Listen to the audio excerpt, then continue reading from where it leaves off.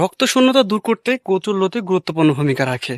কারণ কচুর লতিতে রয়েছে প্রচুর পরিমাণে আয়রন, যা রক্তে হিমোগ্লোবিনের মাত্রা বাড়াতে সাহায্য করে।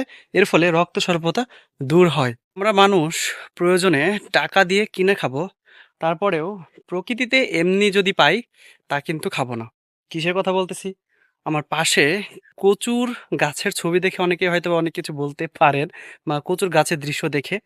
তো এই যে কচু গাছ, এটা কিন্তু ২ ভাবে খাওয়া যায়। মানে কচুর পাতা শাক হিসেবে খাওয়া যায়, যেটা আমাদের শরীরের পক্ষে অনেক উপকার, আমাদের শরীরের জন্য অনেক গুরুত্বপূর্ণ ভূমিকা রাখে। এর পাশাপাশি কচুর লতি, কচুর লতিও কিন্তু অনেক পুষ্টিগুণ এবং অনেক ঔষধি গুণেও কিন্তু ভরা। হঠাৎ করে দেখা হয়ে গেল এই জায়গাতে অনেকগুলো কচু গাছ। মনে হলো কিছু কচুর লতি তুলে নিয়ে যাই, বাসাতে নিয়ে গেলে খাওয়া হবে। ছোট মাছ দিয়ে রান্না করলে অনেক সুস্বাদু, অনেক ভালো লাগে খেতে। আমার অনেক পছন্দের। যার জন্য আমি দেখতে পাচ্ছেন কচুর লতি উঠাচ্ছি। এই কচুর লতির ভিতরে অনেক ঔষধি গুণ রয়েছে।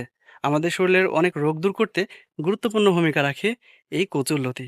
আমরা ওই যে বললাম টাকা দিয়ে কিনে খাবো, তারপরেও মাংনা বা এমনি যদি পাই তাহলে কিন্তু খাবো না, অবহেলা করি। আমাদের প্রকৃতিতে এরকম অনেক কিছু আছে যেগুলো আমরা দেখি কিন্তু অবহেলা করি এবং পাশ কাটিয়ে চলে যাই।